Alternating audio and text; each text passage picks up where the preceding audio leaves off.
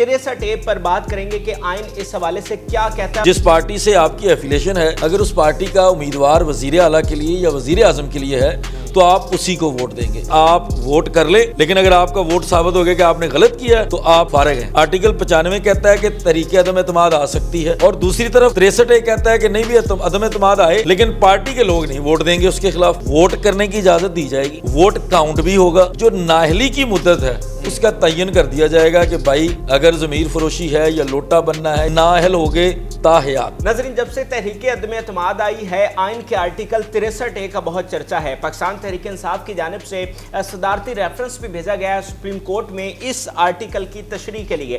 اب اس کے حوالے سے مختلف آراء ہیں کہ جو منحرف اراکین اسمبلی ہیں وہ اپنا ووٹ جو ہے وہ کاسٹ تک نہیں کر سکتے, ان کا ووٹ وزیر اعظم کے خلاف جو ہے وہ کاؤنٹ نہیں ہو سکتا. پھر ان کی جو ڈسکوالیفیکیشن ہے اس حوالے سے بھی مختلف اوپینینز ہیں.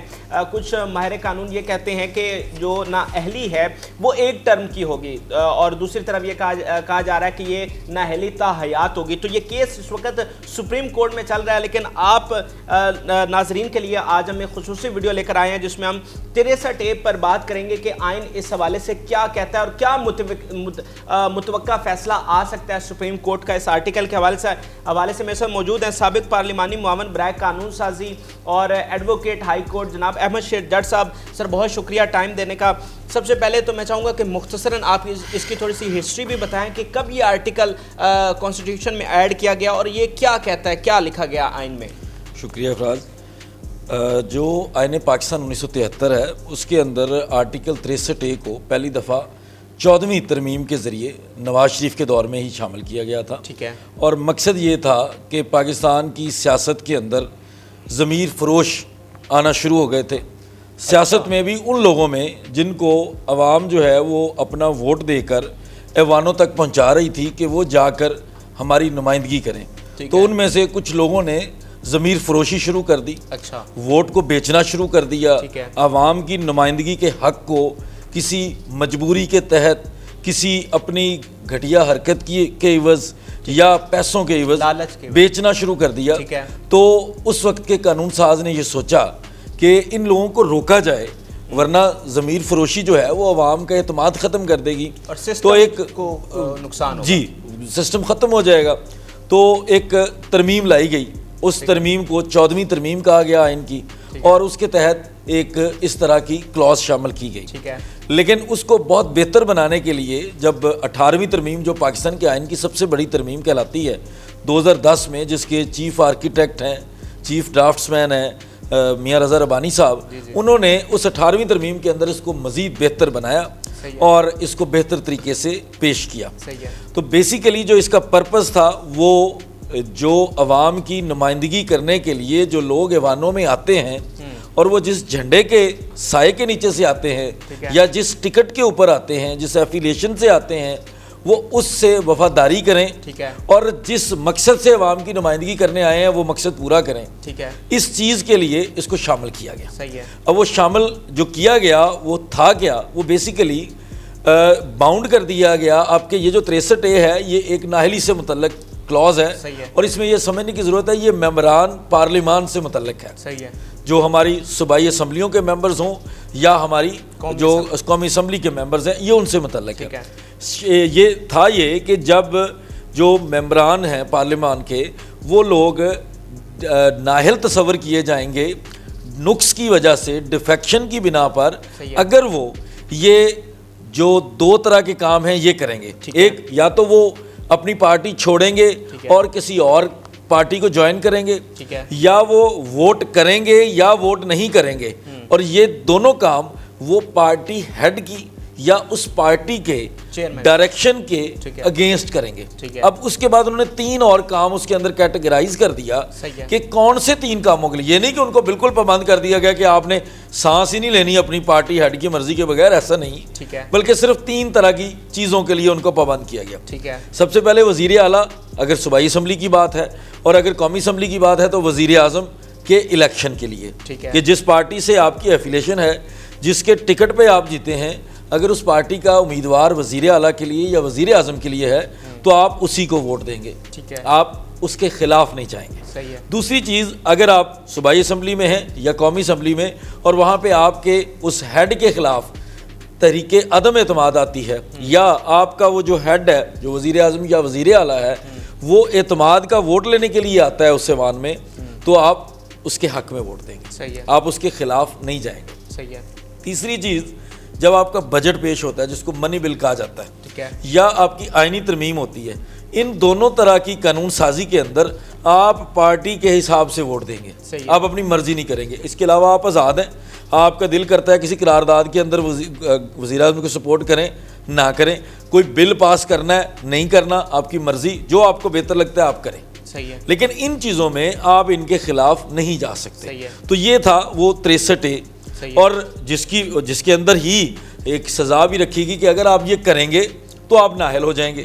وزیر اعظم اسپیکر کو لکھے گا، اسپیکر الیکشن کمیشن کو لکھے گا، اور ایک پروسیجر دے دیا گیا. جیسے ہمارے قوانین میں سب سے بڑا مسئلہ آتا ہے کہ کوئی نہ کوئی چیز ہم مبہم چھوڑ دیتے ہیں، تو اس میں بھی ایک چیز جو چھوٹ گئی کہ وہ یہ کہہ دیا گیا کہ اس کے بعد آپ پھر نااہل ہو جائیں گے. اگر آپ کریں گے اس طرح کی غداری، آپ کریں گے اس طرح کی جو ووٹ بیچنے والا کام ہے، ضمیر فروشی، تو اس کے بعد آپ نااہل ہو جائیں گے. پہلے آپ کر لیں، اس کے بعد آپ کو نااہل کر دیا جائے گا. ٹھیک ہے. تو یہ معاملہ تھا جس کے اوپر جو آپ آج کل کی جو بار بار جو ساری دیکھ رہے ہیں میڈیا کے اوپر، کہ اس کے اندر یہ کنفیوژنز کو دور کرنے کے لیے گورنمنٹ نے ایک ریفرنس بھیجا ہے، صدر پاکستان نے ایک ریفرنس بھیجا ہے ہماری معزز سپریم کورٹ کے پاس، جس میں سپریم کورٹ کے سامنے انشاءاللہ تعالیٰ اس کا جو بہتر ہمارے ملک کے لیے ہوگا، اور اللہ کرے کہ وہی فیصلہ آئے انشاءاللہ. صحیح. اچھا، اس کے اوپر آپ تھوڑا ناظرین کو بتائیں کہ قانونی طور پر آپ کا کیا تجزیہ ہے، یا کس طرح اس کو آپ انٹرپریٹ کریں گے کہ ووٹ جو ہے منحرف جو اراکین ہیں ان کا کاؤنٹ ہونا چاہیے یا نہیں ہونا چاہیے؟ دیکھیں فراز، جب بھی آپ کسی قانون کو سمجھنا چاہتے ہیں، قانون کے الفاظ تو آپ دیکھیں گے، لیکن جب یہ قانون بنایا جاتا ہے نا، ہم بھی پارلیمنٹ میں رہے ہیں، تو پارلیمنٹ میں جب کوئی قانون لیجسلیشن کی جاتی ہے نا، تو ہر بل کے آخر پہ ایک آبجیکٹیوز کا پیرا ڈالا جاتا ہے. وہ ہوتے ہیں اغراض و مقاصد، کہ میں یہ قانون سازی کیوں کر رہا ہوں. جو بندہ بھی وہ بل پیش کرتا ہے وہ اس کے آخر پہ ایک آبجیکٹیوز کا ایک پورا، وہ کچھ کی بہت ڈیٹیل ہوتی ہے، جتنا بڑا قانون ہوتا ہے اس کے حساب سے وہ ڈیٹیل لکھی جاتی ہے. وہ کہتے ہیں، اس چیز کو کہتے ہیں لیجسلیچر کی یا قانون ساز کی انٹینٹ. اس کی نیت کیا تھی، اس کے پیچھے مقصد کیا تھا، یہ قانون بنانے کی ضرورت کیوں محسوس ہوئی.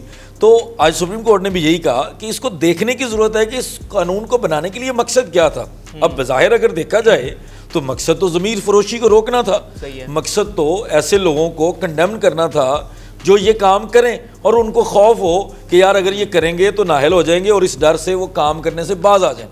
لیکن انفارچونیٹلی جو ورڈنگ ہے وہ ورڈنگ یہ کہتی ہے کہ اگر آپ کے خلاف کوئی ایکشن ہونا ہے تو وہ ایکشن اس کے بعد ہوگا، جب آپ ووٹ کاسٹ کر لیں گے. صحیح ہے. جو ایک بیئر ریڈنگ ہے، پلین ریڈنگ ہے، عام فہم زبان میں اگر اس کو ذکر کریں تو اس کا کلیئرلی مطلب یہی نکل رہا ہے کہ آپ ووٹ کر لیں، لیکن اگر آپ کا ووٹ ثابت ہو گیا کہ آپ نے غلط کیا ہے تو آپ فارغ ہیں، آپ کو ڈسکوالیفائی کر دیا جائے گا. اس کے اندر پھر جو چیزیں مبہم رکھی گئیں اس کو نہیں کلیئر کیا گیا کہ کتنی مدت کے لیے کریں گے، ایک ٹرم کے لیے ہوگا، 2 کے لیے ہوگا، تاحیات ہوگا، وہ پھر مبہم رکھا گیا. لیکن بظاہر یہ نظر آتا ہے کہ ووٹ کر سکتے ہیں. اگر ناظرین کو سادہ لفظوں میں سمجھائیں کہ اگر سپریم کورٹ کے فیصلے سے پہلے اگر ہم اس آرٹیکل کو سمجھیں تو وہ یہ کہتا ہے کہ آپ ووٹ کاسٹ کر سکتے ہیں، آپ کا ووٹ جو ہے بالکل کر سکتے ہیں، ووٹ کاؤنٹ ہوگا. صحیح ہے. ٹھیک ہے. اور اب جو ایک بڑی اور عجیب سی بحث ہے، اگر طریقے عدم اعتماد کو سمجھنے کی کوشش کریں، طریقے عدم اعتماد کا مطلب ہے کہ جہاں آپ کو اعتماد نہ رہا ہو.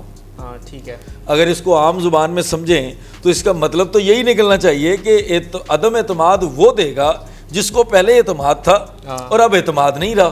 صحیح ہے. لیکن ہمارا مسئلہ یہ ہے کہ ہم اپنے ہی آئین کے اندر یا اپنی قانون سازی کے اندر ایسی غلطیاں چھوڑتے ہیں کہ ان غلطیوں کی وجہ سے یہ معاملات تو ہم سوچ ہی نہیں سکتے.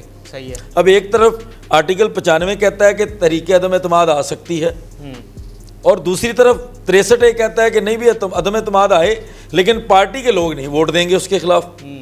تو وہاں آپ کے دونوں جو آرٹیکلز ہیں، دونوں شکیں ہیں، وہ آپس میں تصادم کر رہی ہیں. یا تو آپ اجازت دیں یا نہیں دیں. اگر اجازت دیں تو کھلی اجازت دیں. صحیح ہے. ڈس ایگری کرنے کی اجازت دیں، ورنہ اس کو تحریک عدم اعتماد کو ختم کر دیں اس کے اندر سے کہ تحریک اعتماد کوئی نہیں، 5 سال ہو گئے تو 5 سال پورے ہیں، عدالتوں نے فارغ کرنا ہے تو کر دیں. جو ہمارے ملک کے اندر زیادہ تر وزیر اعظموں کو تو عدالتیں فارغ کرتی ہیں یا فوج فارغ کرتی ہے، تو وہ صرف رہنے دیں، باقی اس کو ختم کر دیں. لیکن یہ مسئلہ بہرحال ہمارے آئین کے اندر ابھی ہے، جس کو امید ہے کہ آنریبل سپریم کورٹ جو ہے وہ اس کا بہتر طریقے سے فیصلہ کرے گی. یہ ناظرین، یہ جو آخری انہوں نے بات کی اس کو سادہ لفظوں میں آپ کو سمجھاؤں تو آرٹیکل جو 95 ہے آئین کا، وہ یہ کہتا ہے کہ تحریک عدم اعتماد ایک آئینی طریقہ ہے اور اس کو پیش کیا جا سکتا ہے. لیکن دوسری طرف جو آرٹیکل 63A ہے وہ یہ کہتا ہے کہ جو پارٹی کے اراکین ہیں اس حکومتی پارٹی کے، وہ اس میں ووٹ نہیں دے سکتے.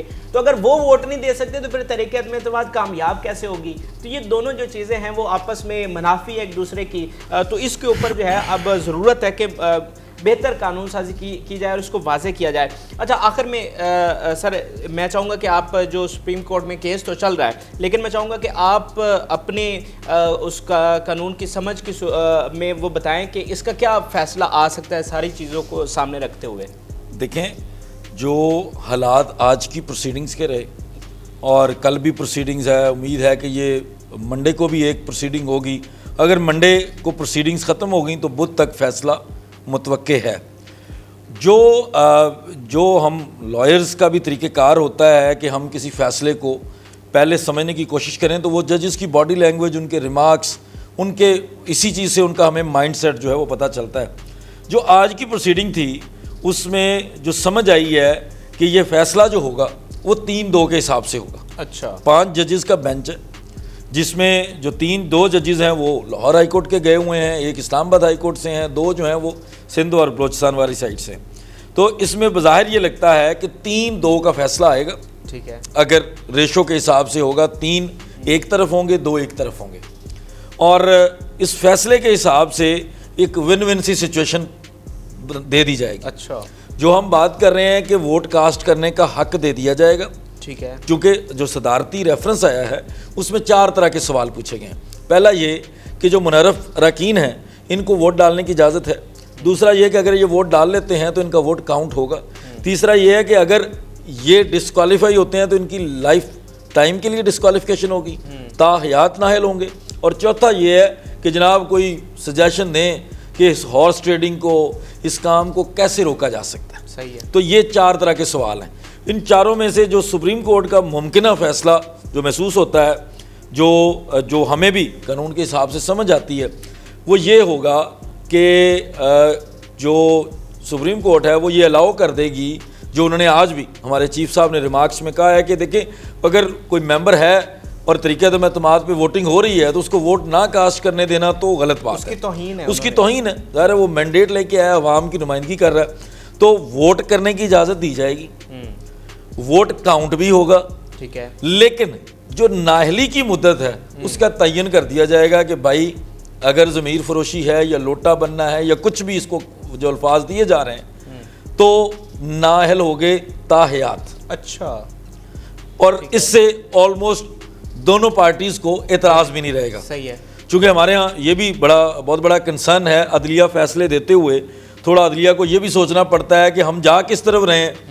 اگر اس طرف فیصلہ دیں گے تو ادھر کا سوشل میڈیا ہمارے خلاف کھڑا ہو جائے گا، اس طرف فیصلہ دیں گے کہ ادھر کا سوشل میڈیا کھڑا ہو جائے گا. اور بظاہر جو ورڈنگ بھی نظر آ رہی ہے قانون کی اس شک کی، تو اس میں یہی سمجھ آ رہی ہے کہ یہ فیصلہ مناسب سا اس طرح کا فیصلہ ہوگا. کوئی اس کو آپ ایلوپیتھی تو نہیں کہہ سکتے، ہومیوپیتھک سا فیصلہ ہوگا. صحیح ہے.